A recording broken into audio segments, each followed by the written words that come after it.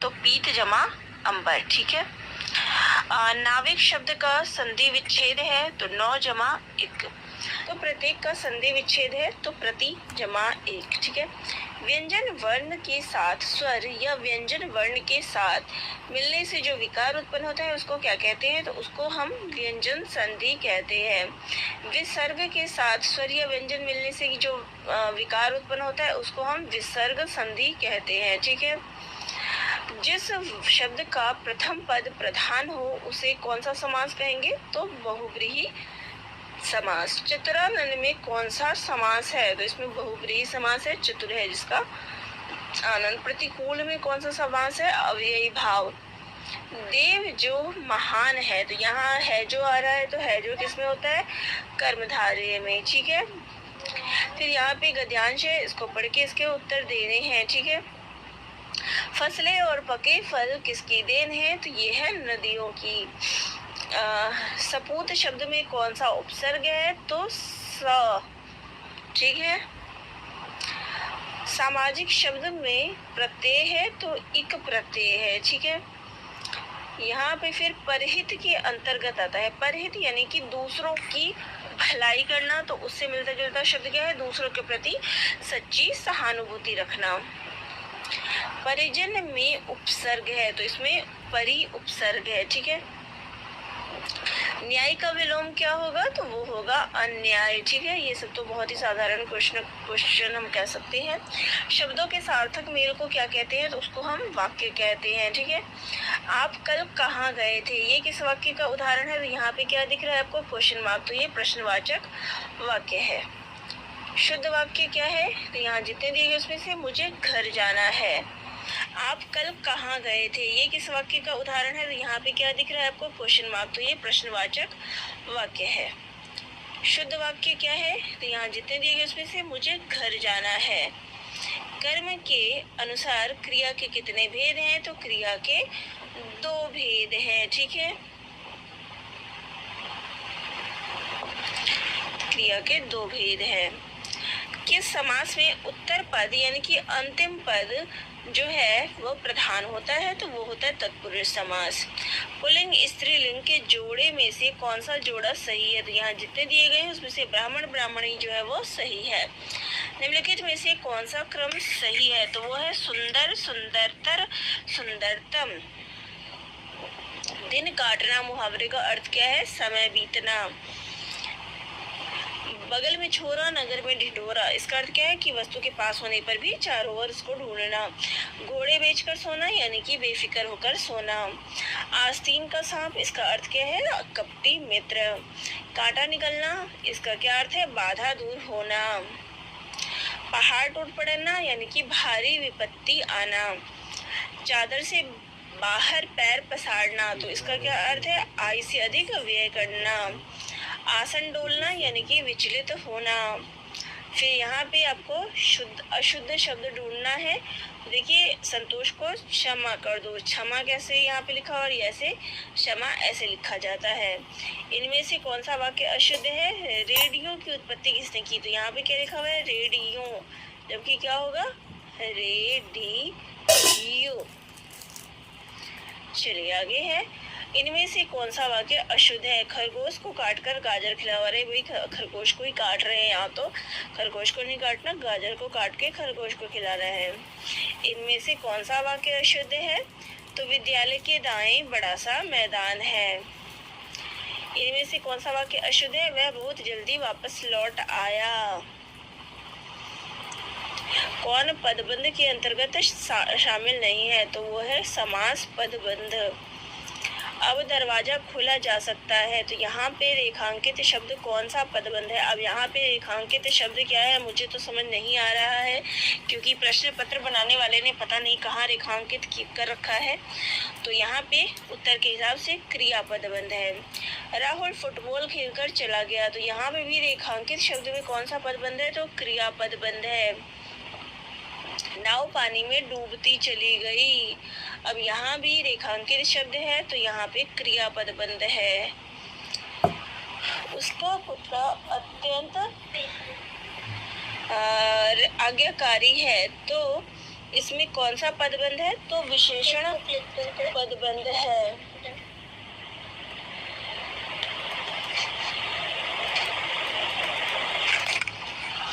फिर उसके बाद अगला प्रश्न है, रमा से रोया नहीं जाता वाक्य में कौन सा वाच्य है? तो यहाँ पे रोया नहीं जा रही, यानी कि उसका भाव दिख रहा है तो भाववाच्य है।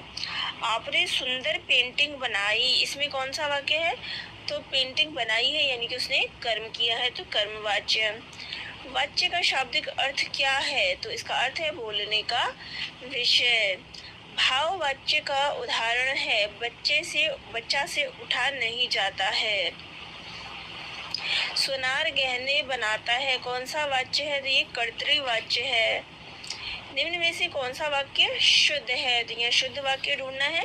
तो निरपराधी को दंड नहीं मिलना चाहिए। निम्न में से कौन सा वाक्य शुद्ध है? तो मैं तुम्हें अच्छी अच्छी बातें बता दूंगा।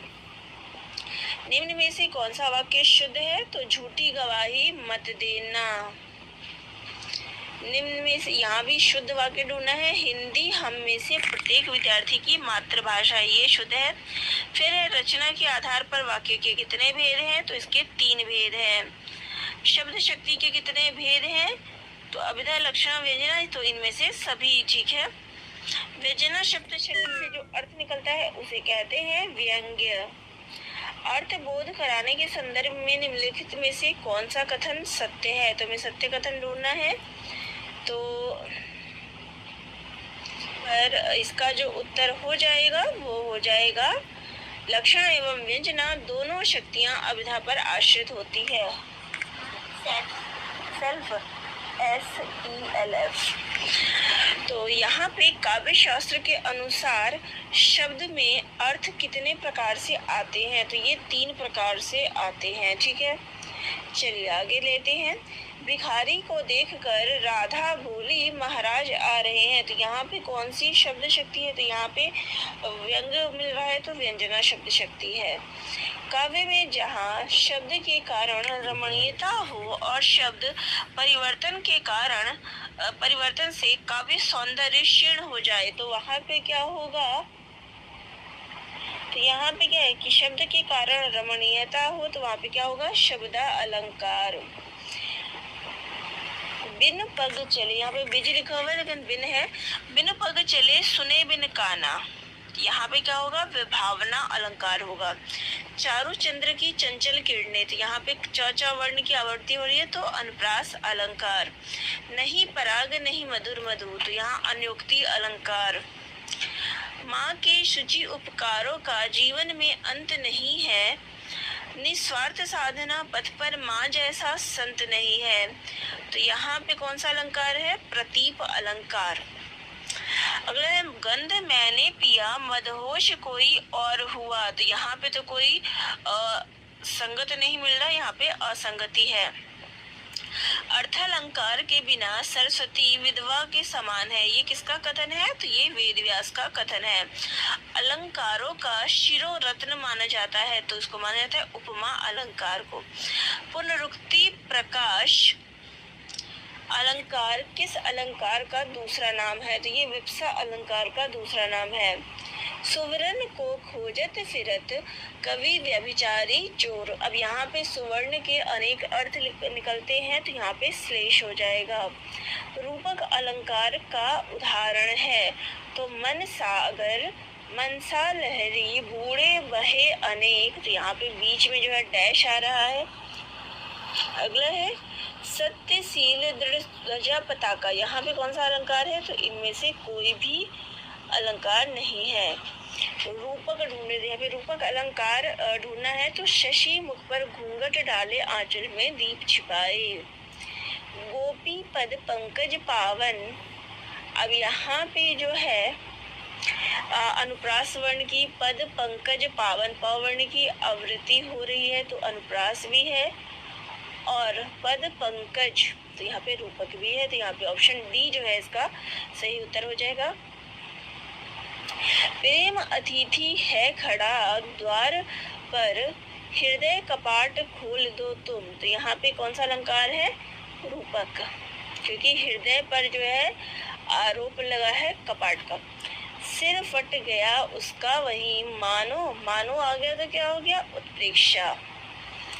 कहती हुई यो उत्तरा के नेत्र जल से भर गए, हिम के कणों से पूर्ण मानो हो गए पंकज नए। तो यहाँ पे मानो आ गया तो उत्प्रेक्षा। मुख मानो चंद्रमा है तो उत्प्रेक्षा। पद्मावती सब सखी बुलाई, मनु मनु आ गया तो क्या हो गया, उत्प्रेक्षा।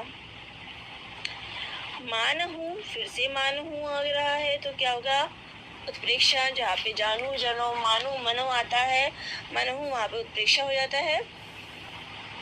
ना खुदा ही मिला न बिसाले सनम, तो यहाँ पे क्या है, विरोधाभास। आई ऐसी अद्भुत वेला, नारो सका न विहस सका, यहाँ पे क्या है, विरोधाभास। मैं अंधा भी देख रहा हूँ, रोती हो तुम रोती हो, यहाँ पे भी क्या है, अंधा है फिर भी देख रहे, तो विरोधाभास।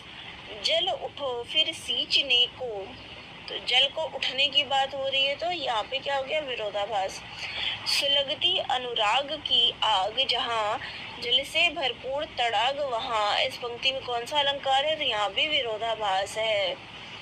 इन्होंने शायद एक ही बुक से उठाया है और एक ही साथ सारे क्वेश्चन उसके लिख दिए हैं, मोस्टली यही देखने को मिल रहा है। छंद के कितने अंग होते हैं, तो इसके 8 अंग होते हैं। उ ए ऐ कौन सा वर्ण है, तो ये दीर्घ वर्ण है। संयुक्त स्वर और उनसे मिले व्यंजनों में कौन सा वर्ण होता है, तो ये गुरु होता है।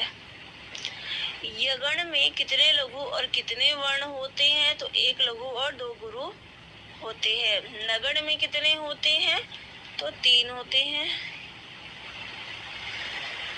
निम्नलिखित पंक्ति में कौन सा वार्णिक छंद है, तो यहाँ पे जागो उठो भारतवासी, आलस्य त्यागो ना बनो पिलासी, इसमें क्या है, इंद्र वज्र। फिर है, किस वार्णिक छंद के प्रत्येक चरण में 1 नगण, 2 भगण और 1 रगण के कुल में क्रम में 12 वर्ण होते हैं, तो द्रुत विलंबित में, ठीक है। किस वार्णिक छंद में प्रत्येक चरण में 14 वर्ण होते हैं, तो मंदाक्रांता में। निम्नलिखित पंक्ति में कौन सा वार्णिक छंद है, पल पल जिसका के मैं पंथ को देखती थी, निष्दिन जिसके ध्यान में बिताती, तो ये मालिनी हो जाएगा। धनाक्षरी छंद कौन सा है, तो वो है वार्णिक छंद। साहित्य दर्पण नामक ग्रंथ के रचयिता कौन है, तो वो है आचार्य विश्वनाथ। बुंदेले हर बोलो के मुंह, हमने सुनी कहानी थी, खूब लड़ी मर्दानी, वह तो झांसी वाली रानी थी, तो यहाँ पे काव्य गुण कौन सा है, तो वो है ओज गुण, ठीक है। जाकी रही भावना जैसी, प्रभु मूरत देखी तिन तैसी, तो यहाँ काव्य गुण कौन सा है, तो यहाँ पे प्रसाद गुण है। काव्य शोभाय कर्त्रारो धर्म गुण, ये किसका कथन है, वामन का। आचार्य वामन के अनुसार रीति के भेद कौन से हैं, तो वैदर्भी।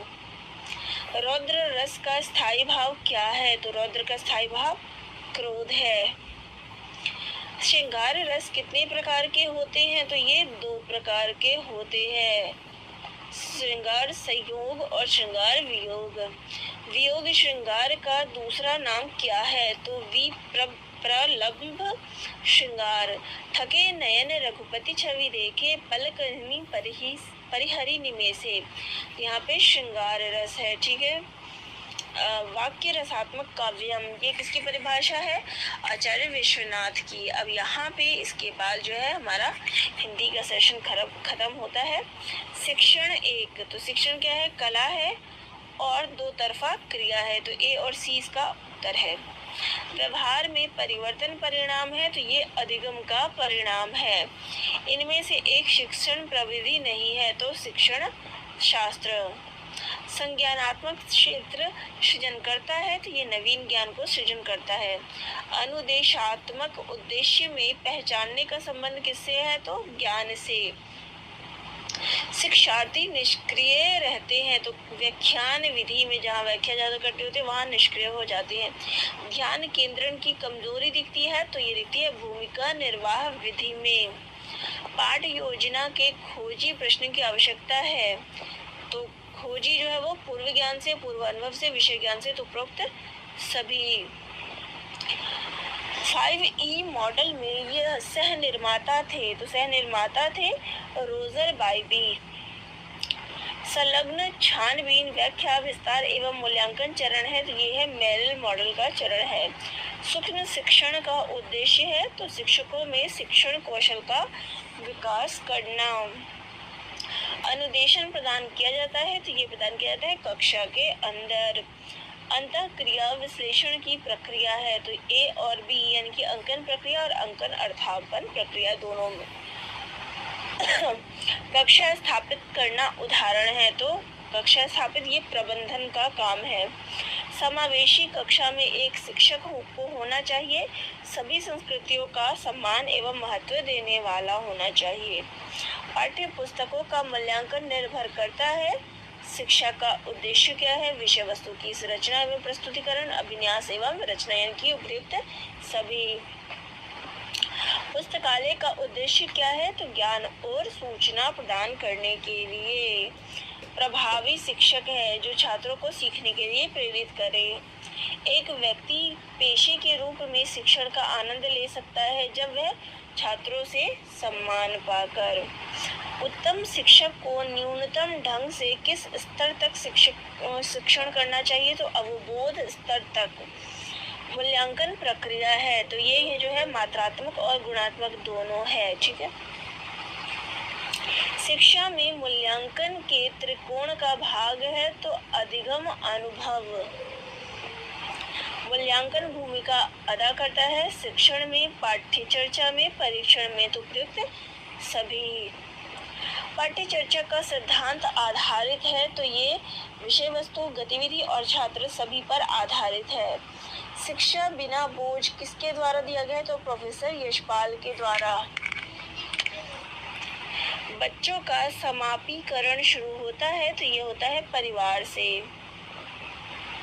प्रक्रिया जो बच्चों को सामाजिक रूप से अनुकूल बनाता है वो है समाजीकरण। अच्छे छात्र वो होते हैं जो हमेशा सीखना चाहते हैं। छात्र सबसे अच्छी तरह से सीखते हैं, तो कोई भी चीज़ करके जो है ज़्यादा अच्छे से सीखते हैं। वास्तविक वस्तुओं को शिक्षण सहायक सामग्री के रूप में देखना चाहिए। ये रुचि को प्रोत्साहित करता है, जिज्ञासा को बढ़ाता है, भागीदारी को बढ़ाता है, तो उपयुक्त सभी। लाला लाजपत राय को इस नाम से भी जाना जाता है, तो वो है शेरे पंजाब।